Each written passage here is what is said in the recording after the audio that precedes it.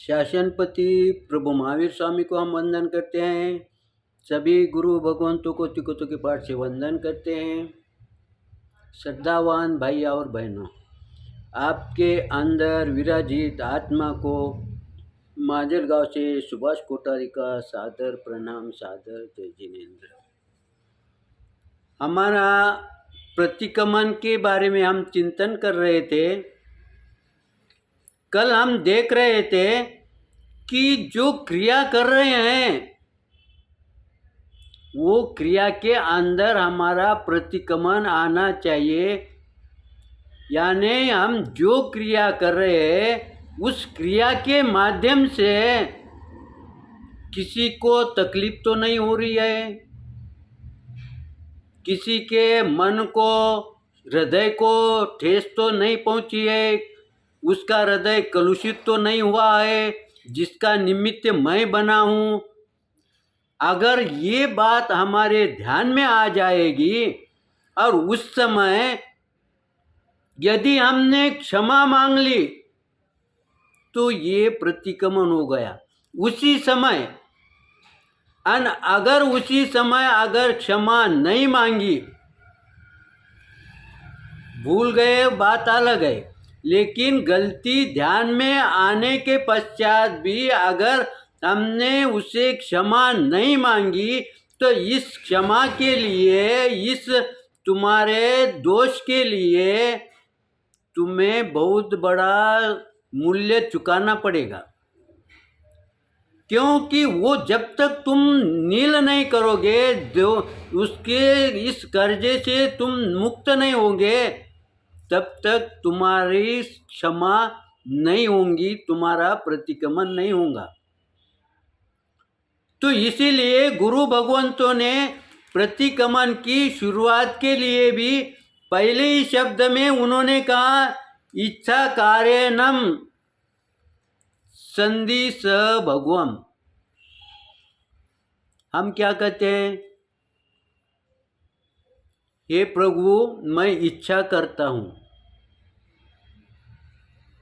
लेकिन थोड़ा शांति से अगर गुरु भगवंतों के जो हमारे पर उन्होंने उपकार किया है, जो कृपा बरसाई है, उनकी तरफ अगर हमने ध्यान दिया तो लाखों करोड़ों शब्द होते हुए भी उन्होंने पहला शब्द इच्छा कार्यनम क्यों लिया?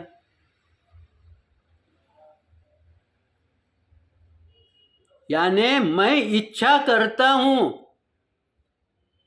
ये शब्द उन्होंने पहले शुरुआत में क्यों लिया? देखो, जब तुम इस पर बार बार चिंतन अगर करेंगे तो आपके ध्यान में वो बात बैठेगी कि हे भगवान, मैं इच्छा करता हूँ। जब ऐसा अगर तुम बोलेंगे, सोचेंगे, इस पर 2 मिनट के लिए सोचो, 5 मिनट के लिए सोचो, तो तुम्हारे बात ये ध्यान में आएगी कि तुम्हारा विनय जागृत हो रहा है। हम खाली बोल दिए मुझे ये काम करना है, मैं आपकी आज्ञा ले रहा हूं, तो उसमें विनय उतना नहीं आएगा। इसका मतलब नहीं आया ये बात नहीं, क्योंकि वो जब आपसे पूछता है इसका मतलब वो आपसे आज्ञा ही लेता है। लेकिन ये जो इच्छा कारणम शब्द है, यानी मैं इच्छा करता हूँ, अब ये बात हमारे व्यवहार में कहाँ बैठती है? अगर समझो हमने माता पिता से अगर कहा कि मैं ये काम कर रहा हूँ, और दूसरे भाई ने कहा कि ये पिताजी, ये माताजी, मुझे ये काम करने की इच्छा है। जब ऐसा अगर उसने माता पिता से कहा तो उसका परिणाम क्या होता है? आप अनुभव करो, चिंतन करो। यहाँ पर दोनों आत्मा प्रसन्न होती है। ऐसा कहने से दोनों आत्मा कैसी प्रसन्न होती है? जब तुम इस तरह से माता पिता से आज्ञा लेते हो कोई काम करने की, तब माता पिता के मन में अपने बच्चों के प्रति जो प्रेम जागृत होता है, वो प्रेम तुम्हारे दवा से भी अधिक काम करता है।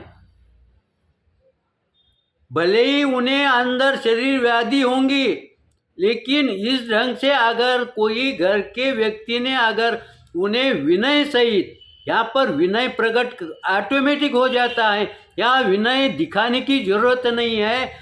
और जो चीज़ दिखाई जाती है और दिखा के जो चीज़ की जाती है वो संसार है, और जो न दिखाते हुए वो चीज़ प्रकट हो जाती है वो अध्यात्म है। यहाँ पर इस शब्द के अंदर यहाँ पर विनय प्रकट नहीं किया है, विनय दिखाया नहीं है, लेकिन अंदर विनय लबालब भरा हुआ है।